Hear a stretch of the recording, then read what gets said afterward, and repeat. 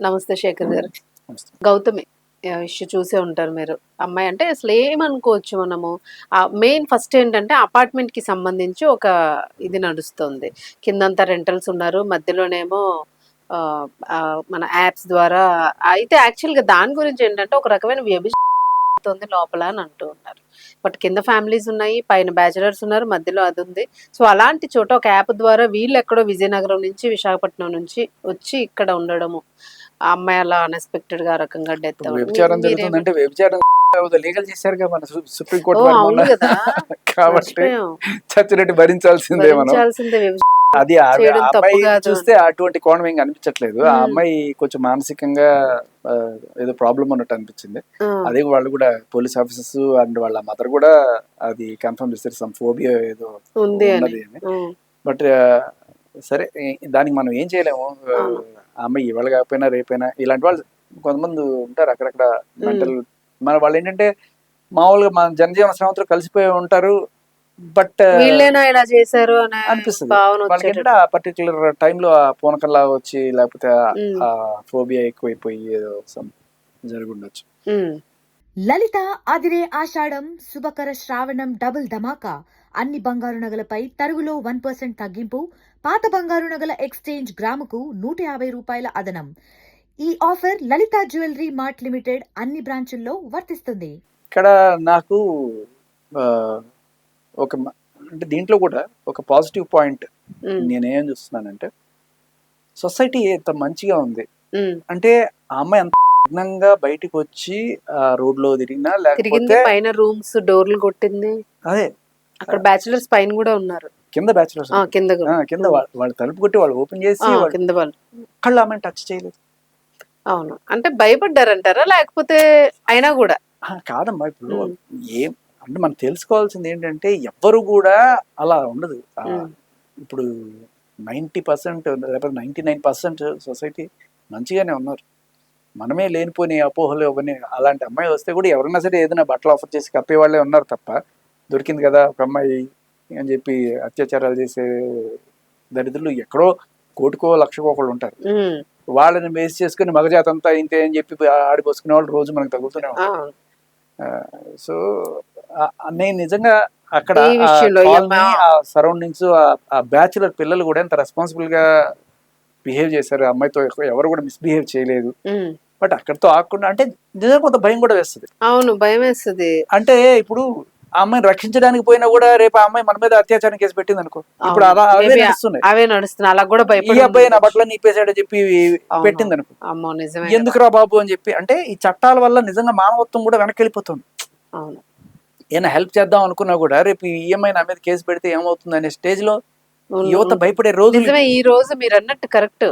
ముట్టుకుంటే ఈడే చేసాడని ఆమె ఆ టైంలో అనేసింది అనుకోండి. అంటే ఆ అమ్మాయి అలాంటి చేసే మనిషి కాదు. ఆ అమ్మాయికి ఏదో మానసిక అదే అఫ్ ఇది కోర్స్ ఉంది. అలా కానీ జరిగి ఈ అబ్బాయి దృష్టిలో ఏంటంటే బయట చూస్తున్న ఆ భయం ఉంది. చట్టాలు, రూల్స్ ఇవన్నీ కూడా హనీ ట్రాపులు పెరిగిపోతున్న టైంలో ఏమో ఈ అమ్మాయి నా మీద కేసు పెడితే నా పరిస్థితి ఏంటి, తర్వాత డబ్బులు గుంచుతారు అవును.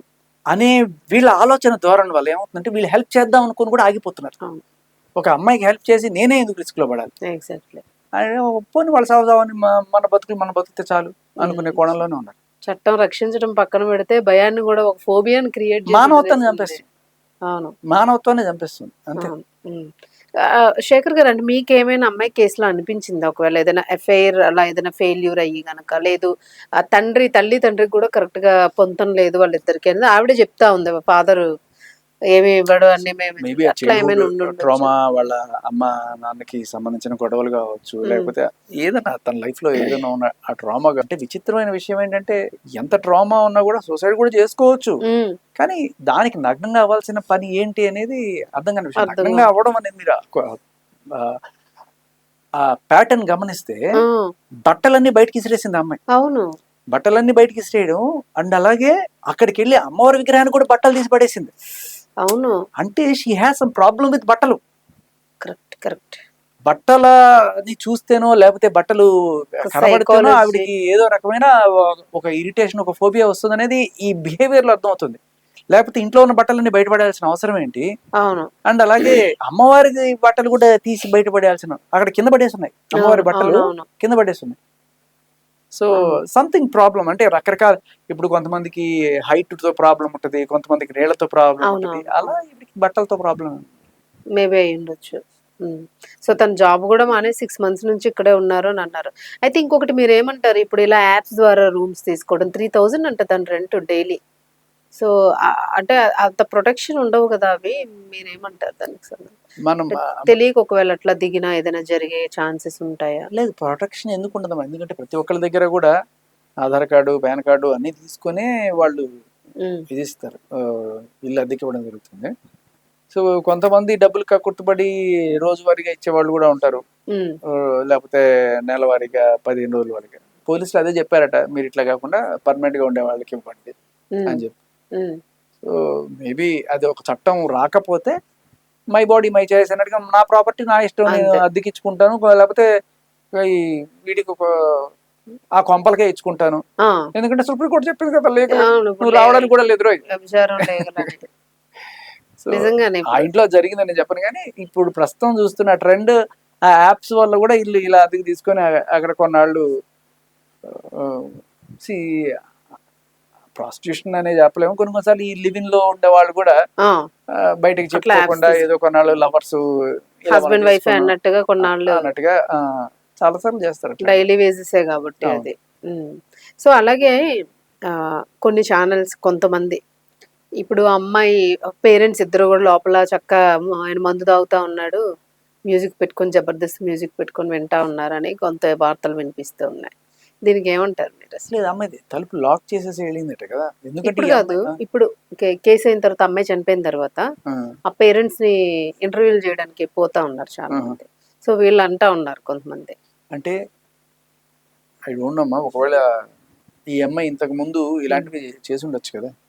ఇప్పుడు ఇలా చేసినప్పుడు ఇలాగే 2-3 చోట్ల జరిగే అవకాశం ఉండింది. ఇవాళ చనిపోయింది కాబట్టి మనకి న్యూస్ అయింది, ఇలా ఆ అమ్మాయికి ఆ ఫోబియానో లేకపోతే ఆ బట్టలో ఉన్నప్పుడు ఇలాగే విప్పుకొని బయటకు వెళ్ళినప్పుడు వీళ్ళ పరువు పోయి ఉంటుంది కదా. అప్పుడు వీళ్ళు తల ఎక్కడ పెట్టుకుంటారు?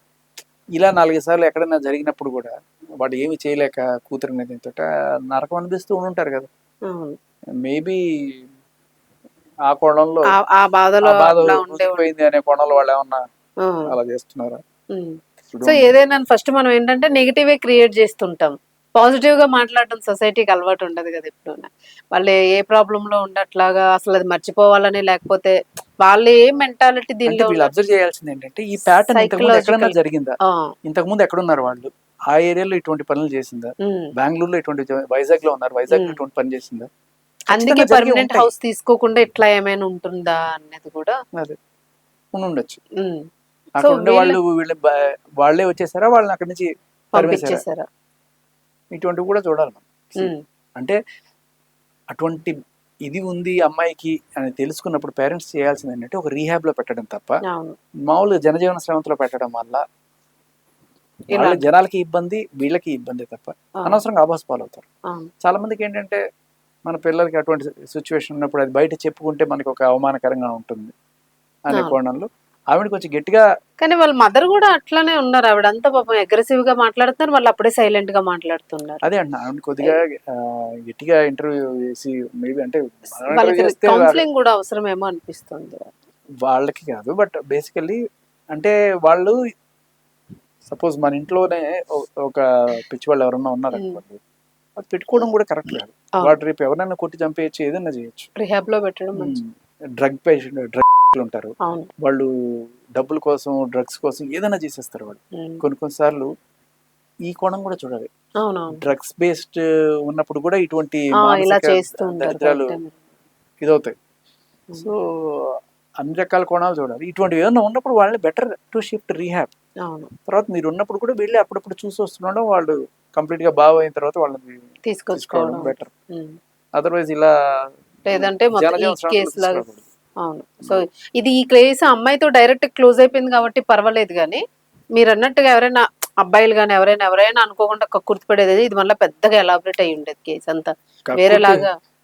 ఎవడైనా కక్కుర్తిపడి ఉంటే కనీసం అంటే ఏమో అమ్మాయి బతుకుండేదేమో అట్లీస్ట్ అనే ఒక కోణం కూడా ఉండేది. కానీ తప్పే, దాన్ని ఏం సమర్థించట్లేదు. కానీ ఇప్పుడు అందరూ కూడా భయపడే పరిస్థితిలో ఉన్నారు. సహాయం చేద్దామన్నా కూడా భయపడే పరిస్థితిలో ఉన్నారు. అవును. కక్కుర్తి సంగతి పక్కన పెట్టండి, అవును. అమ్మాయికి మీద ఏదైనా కప్పాలన్నా కూడా ఎందుకురా మనకి. రివర్స్ లో కేసు పడుతుందేమో అని. మీకు ఒక చిన్న ఎగ్జాంపుల్ చెప్తాను. సౌదీ అరేబియాలో మక్కాకి వెళ్తుంటారు కదా చాలా మంది. అక్కడ ఎవరైనా ఏమన్నా పారేసుకున్నాను అనుకో, ఒక గోల్డ్ చైన్ పడిపోయింది, ఉంగరం పడిపోయింది అనుకోండి, మీరు వెనకాల వస్తున్నారు, అయ్యో పరేసుకున్నారా అని చెప్పి మీరు తీసుకెళ్లి ఎవరికైనా మీద మీద మీద మీద అని అడిగితే, అంటే మిమ్మల్ని తీసుకెళ్ళి శిక్షిస్తారు. అవునా? ఎక్కడుందో అక్కడే ఉండాలి. అమ్మో. వాడు మళ్ళీ ఎత్తుకొని వచ్చి అక్కడే వాడే తీసుకోవాలి. ఆహా, మీరు తీయడానికి లేదు. మంచి విషయమే చెప్పారేమో. ఎప్పుడైనా పొరపాటు మనకి హెల్పింగ్ నేచర్ ఎక్కువ కదా. అదే అంటున్నా, హెల్పింగ్. ఇవాళ Okay. మీకు ఎలా ఉంటుందంటే, మనం హెల్ప్ చేద్దాం అనుకున్నా కూడా వాళ్ళు భయపడే పరిస్థితి, ఆ, వాళ్ళకి హెల్ప్ వచ్చినప్పుడు మనం భయపడే మనం పరిస్థితి. భయపడే. మీకు మాట చెప్తా. వానలు పడుతున్నారు విపరీతంగా, ఇంత మోకాళ్ళు నీళ్లు. పాపం ఒక అమ్మాయి తడిసిపోయి, పాపం గొడుగు లేదు అమ్మాయికి, మరి అలా వణుక్కుంటూ వెళ్తుంది. కారులో వెళ్తున్న ఒక అబ్బాయి ఆపి, నేను డ్రాప్ చేస్తానమ్మా, మేము కొంచెం మీరు అనే ఒక కోణంలో అడిగితే, ఆ అమ్మాయి ఉద్దేశం ఏంటి, వీడిని ఎక్కించుకొని ఏమన్నా ఏమైనా చేసేస్తా చేసేస్తాడు.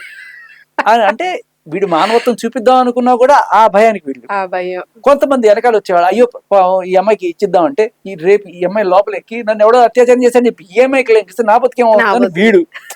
సో ఈ రకంగా ఒక భయం అమ్మాయిల్లోనూ అబ్బాయిలోనూ క్రియేట్ అయిపోయింది. మానవత్వం అనేది చచ్చిపోయింది నిజంగానే, సీరియస్ గానే. నేను కూడా ఒకటి రెండు సార్లు అలానే ఫీల్ అయ్యాను.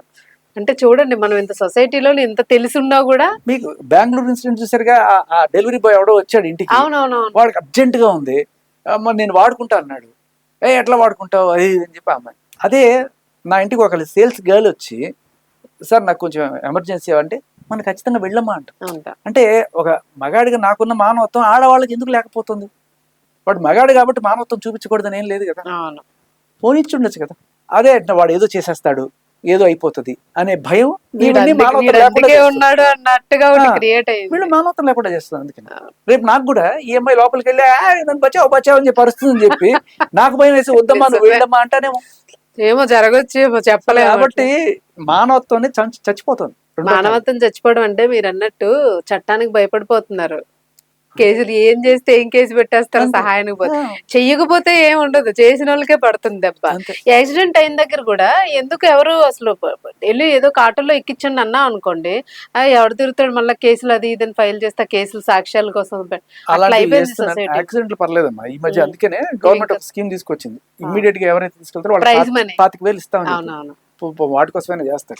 లేకపోతే ఇంతకు ముందు పోలీసులు కేసులు అమ్మో మాకెందుకు రా, ఎవరో టచ్ చేసేవారు. రైట్. Thank you.